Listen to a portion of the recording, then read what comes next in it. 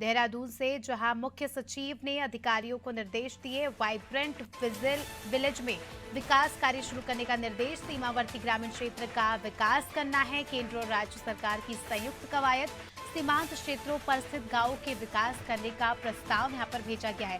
ज्यादा जानकारी ले लेंगे, किस प्रकार से विकास कार्य होंगे, क्या कुछ रणनीति होगी, इन तमाम बातों की जानकारी लेंगे। सोनू लगातार हमारे साथ जुड़े हुए हैं।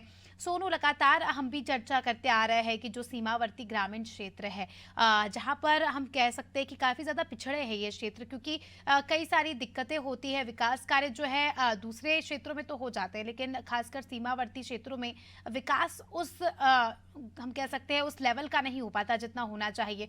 तो उसको लेकर अब बताया जा रहा है कि मुख्य सचिव ने निर्देश दिए हैं विकास के। क्या वो रणनीति होगी, क्या कुछ काम होंगे जिसके जरिए इन क्षेत्रों का विकास किया जा सके?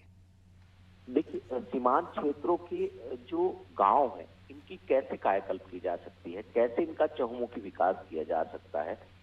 जो केंद्र सरकार का ये योजना है, जो कार्यक्रम है वाइब्रेंट विलेज, इसके तहत जो सीमावर्ती क्षेत्र है उत्तराखंड के ऐसे 51 गांव हैं जहां की कायाकल्प करने की रणनीति बनाई गई है, क्योंकि मुख्य तौर पर केंद्र सरकार का इसमें ज्यादा रोल है और राज्य सरकार के स्तर से जो भी व्यवस्थाएं दुरुस्त की जा सकती हैं, जिला के जिलाधिकारी उनको भी दिशा निर्देश दिए गए हैं कि जो जो कठिनाइयां हैं उनका एक प्रारूप तैयार कर लिया जाए।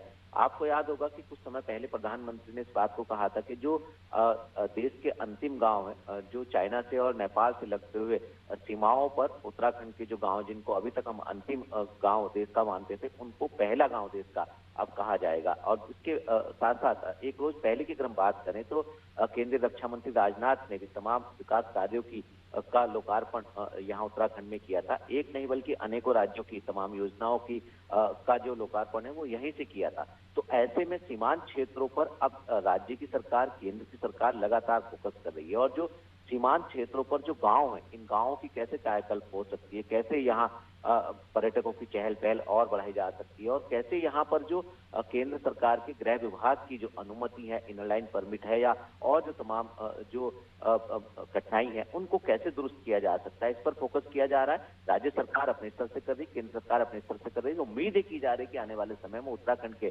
चाहे वो नेपाल से लगते हो सीमांत क्षेत्र हो, चाहे वो चाइना से लगते हो सीमांत क्षेत्र हो, चीन और नेपाल से जो अंतर्राष्ट्रीय सीमाओं से लगे हुए ग्रामीण क्षेत्र हैं, इनकी कायाकल्प होती हुई नजर आई।